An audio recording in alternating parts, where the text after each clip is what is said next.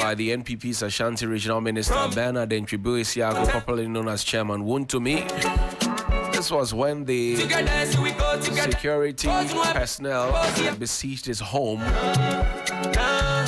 and he made some SOS calls to the radio station, which subsequently went viral. My understanding is that he was subsequently invited to the police CID. He appeared the first day, returned the next day at 3 p.m. For further questioning, the CID finished with him. And then when he was headed out, the EOCO officials were told, grabbed him and took him to the EOCO premises. Well, as we speak, he's still in EOCO custody. Many have slammed the Rambo style in which he was arrested. Reports that during the period he also took ill. Suddenly, he was taken to a hospital or a clinic. We don't know which specific one.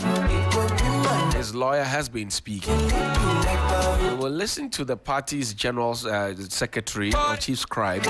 But first, let's talk to Dr. Victor Docker. He's a security expert and analyst and a teacher of all things security. He joins us now on the phone line. Doc, thank you very much for your time. Good morning.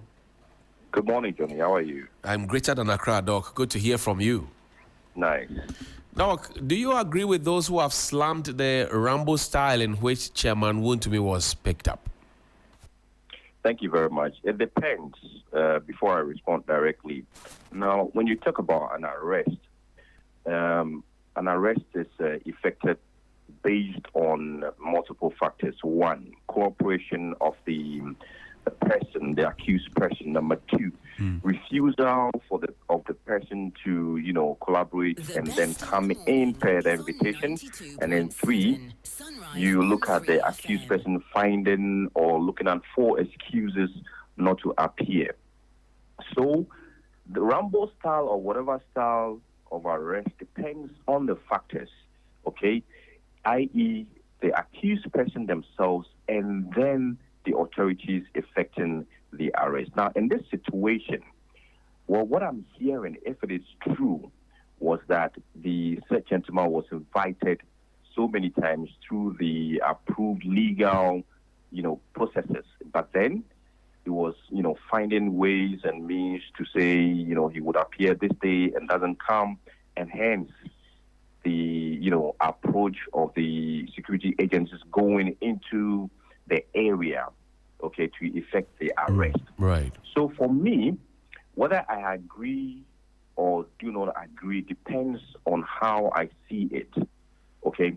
So it has to do with the personalities themselves trying to cooperate as much as possible because we've established nobody's above the law.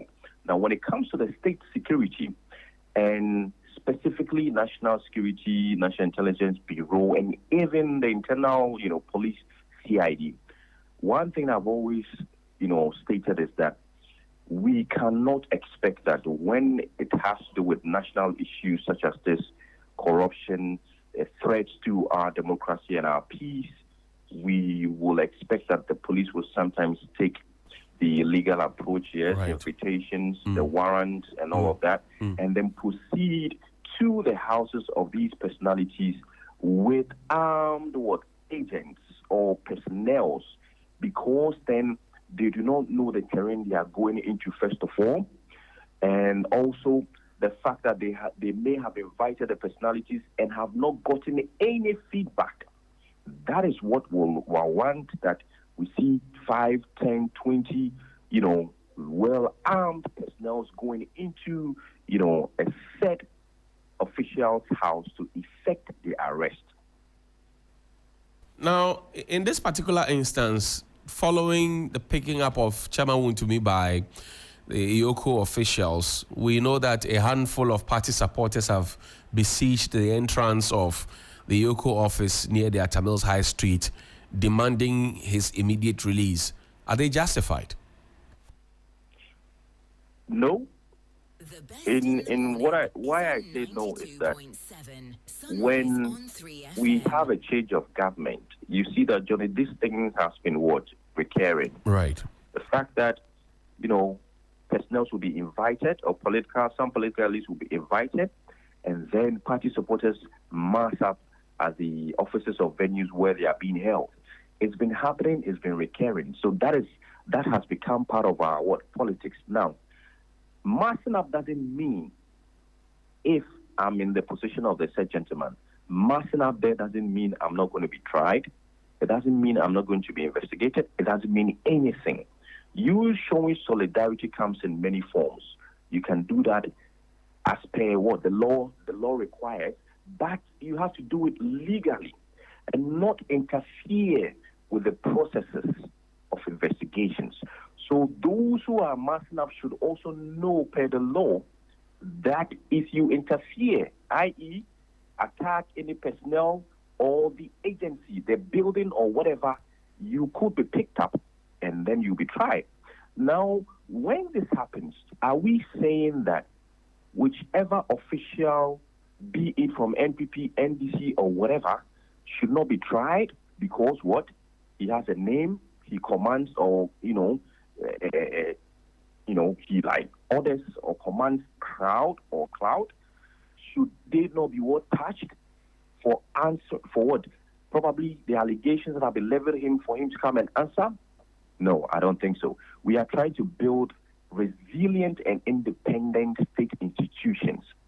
And that is what we need to encourage. So whoever belongs to any political party and has been invited, I think this is what we have to be ramming on. Whoever is invited should willingly, voluntarily submit themselves for questioning and avoid this kind of disgrace or, unnecessary invitations coming in with armed men, which causes trauma and all of that. As supporters would also need to be told the do's and the don'ts. Right. You massing up as an agency doesn't change anything. If I am found guilty per evidence, I will go in. At the end of the day, we are trying to build a strong, resilient, and independent institutions which will work, and that is what we all want. We are trying to send a signal to these current appointees that they will not be spared if the NPP should come back to power, and then they also want to understand their dealings with regards to whatever it is. They want to get an understanding of how state funds are spent. This is the same thing that's going to happen. So we need to be really cautious about how we mass up and how we use social media to send signals, rush here, rush to these places to they are trying to pick them up or whatever. An invitation comes in, you honor the invitation to avoid all these unnecessary things. I think the politics has been drawn into this too much. I'm looking at holistically the security as the peace of the country and how we are going to build very strong state institutions that tomorrow, if these two political parties are not even there, anybody that comes in will be rest assured that the state institutions are very independent to effectively and efficiently roll out their mandate. Dr. Victor Doke, thank you very much indeed for your time. We're grateful that you could join us this morning. Thank you. And Dr. Victor Doke is a security expert and analyst. Going on to the other phone line, we speak with Mr. Adam Senanu. He is the co-chair of the Citizens Movement Against Corruption. Mr. Senanu, good morning. Thank you for joining us. Well, thank you, and good morning, Johnny. Great. There are videos that are circulating, videos from last year regarding contracts of road construction, $1 million per constituency, and many others that are being alluded to Chairman Wontumi holding on to those funds and not delivering the public good. I don't know if you have seen them. Have you seen them? No, I haven't. You're just briefing me. But yes, please proceed. Now, some suggest that beyond the question of galamsey or illegal mining, which has been popular out there, connected to his arrest, some say that this latest arrest by EOCO would point to some of these monies. Do you get a sense that EOCO is holding him perhaps for galamsey or for these economic reasons? No, my impression is that the other economic issues, there's some international bank, there's some I can't remember if it was a loan or bank or grant. Exim Bank, right? Exim, thank That's you. right. I think the current thing we must relate to the Exim Bank monies which he has not paid back, and they may take advantage of that to pick up on any other such transactions that are of economic nature where he is wanted. So if these contracts you are talking about are legit, I wouldn't be too surprised if they are also part of the portfolio they are looking at. Now, the conversation is around the streets is that this is not prosecution, it is persecution, political witch hunting, and all the issues in between that are not pointed towards getting justice and all of that for the people of Ghana, but just to show somebody where power lies based on order from above. What do you say? I don't see how this even begins to become a form of persecution or witch hunting. When we offer ourselves to serve in whichever capacity which is public, or we engage in transactions that have to deal with public funds, monies that the state must account for, what you do is to open yourself up for monitoring, you open up yourself for periodic evaluation, you open yourself up for assessments and investigations as the case may be when there are questions to be answered. And I think perhaps there is that lacuna in the understanding, maybe a deficiency in the public space of appreciating that to the extent that you have received any public funds or engaged in any actions that have something to do with public property, assets, what have you, you are open to investigation from time to time as the state agencies may deem fit. And nobody should be calling this persecution or witch hunting. Rather, what it is you encourage such individuals to make themselves available voluntarily, especially when you know you have a clean slate. There should be no question about making yourself available and abiding with what the lawful agencies are asking to do. All of that is actually part of Article 41. The obligations of the citizens captured in Article 41 includes obeying the instructions and lawfully provided instructions of any state agency, especially the security agencies. So it is maybe an understanding gap, deficiency in our appreciation of what we are expected to do as citizens. Now, again, the bigger conversation about party people massing up at the frontage of the EOCO office, including top party brass, not just grassroots people, who are making the same demands that their party grassroots are making, suggesting also that the media has been quiet about some of these arrests. Are they justified in that call? Again, so the whole question is that what is that supposed to be? If state agencies are engaged in assets where exercising their mandate under the law, you have to be interfering. Is there any evidence to suggest that by massing up outside the gates of state agencies, they would not do their work? Far from so. In fact, it would be totally unacceptable if any of our security agencies fail to do what they are required to under the law because you have citizens massing up at their gates. So perhaps we need some political party members' education for them to appreciate that can't do this. There's everything ethically wrong about it. Because the right thing is that these agencies should be allowed the space to do their work and report back to the people so that there's transparency. So at the end of the day, there is an open report saying that, look, we interviewed A, B, C, D, E, these are our findings, these are our conclusions. And every one of us can see that they followed due process, the rights of these individuals were respected, the conclusions drawn are in sync with the evidence that they have identified, and we can all see that this is not witch hunting. So I think that rather than massing up, what we ought to do is to nurture a culture where we allow the state agencies to do their work, but they should openly report back to the citizens as part of the accountability measures that we have. And all of us can then look at the processes that were followed, the evidence that was gathered, the conclusions that were drawn, recommendations that are being proffered, and be able to tell that this was legit and above board.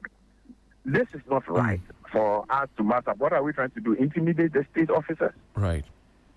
Now, the president of the day is being fingered for being behind all these things in the order from above fashion. His brother, Ibrahim Mahama, is also drawn into this. For example, the fact that he's a rival businessman, so he's looking at collapsing one's business empire so that his business empire could stand. Again, what do you say? Oh, these communication specialists who are just creating spurious arguments. What is the connection between the president and Wontumi? I mean, didn't people like me, Martin Kwebu, Kenneth Ashigbe go and make a report saying that this man should be picked up and interrogated 2.5, 3 years ago when he entered the forest? I mean, there are so many issues that have come up from whenever that this individual is wanted. How can it just simply be the president who is asking? In fact, for some of us, we see a systemic failure. And I've been asking myself, what do we do about a situation where institutions of state fail to act when they are obvious, grievous breaches of the law, and they wait till another government comes in place? That is too little, too late. So let them not start banding around stories that where's the evidence? What's the connection?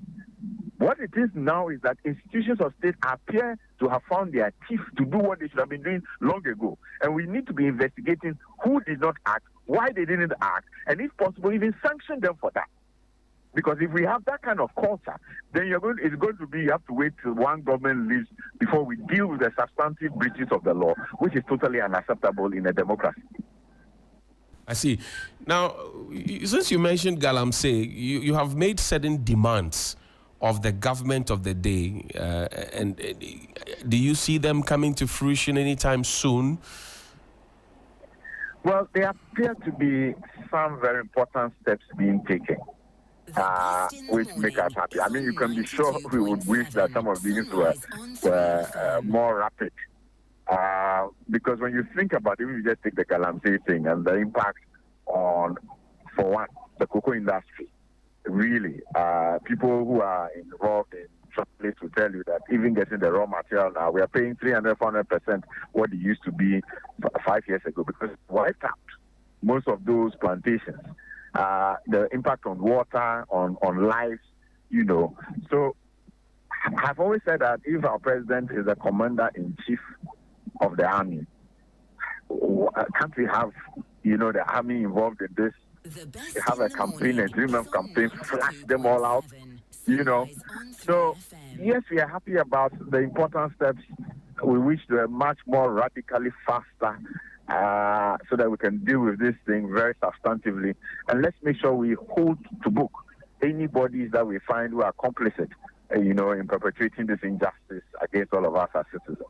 Final question to you, Mr. Senanu. So this Operation Recover or Loot by this government, some say that, look, arresting people here and there will not actually bring the money. When you arrest them, collect our money for us and first before you start taking any other residual measures. What do you say to that?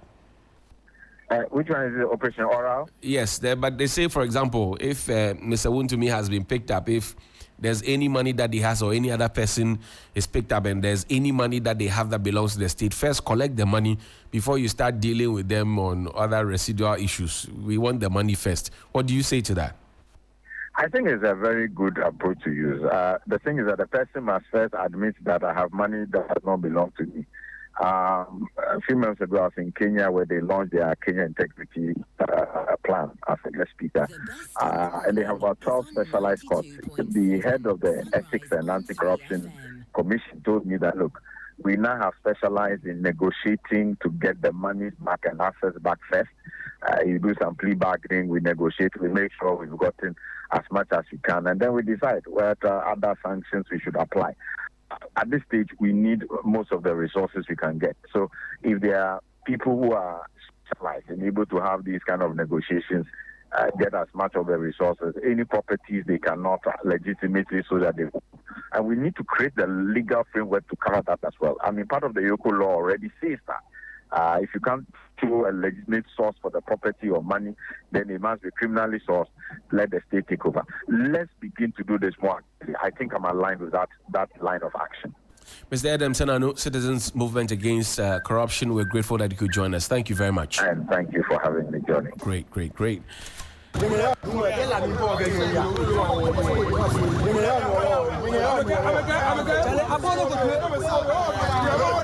So these are some MPP members who had massed up at the entrance of the EOCO offices, and you could hear some guy in there as well. They won't listen to their leaders. They say they are interested in doing what they want to do. They want Chairman to be released to them.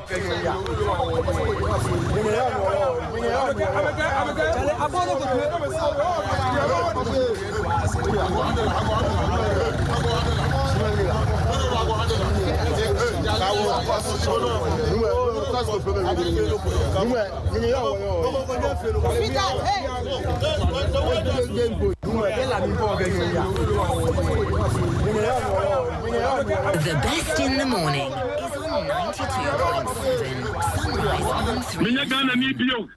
Because they said the one we never have president in T. Ghana need you. Ghana for Musorio. Ghana for Musorio. And before you know Musorio. And before you know Musorio. I am Munti and I'm Mahama MC. This vice president. The best in the morning. Me, my dog board is 92.7 Me, my Sunrise DCO on da. 3 FM. Me, my minister da. Aya chairman na media. And I want to me campaign in Mame. I'm me campaign in Mame party. And I'm here Juma 2013. We are saba the boom Juma. Mubaye, my top in my Juma, my count from far, me did was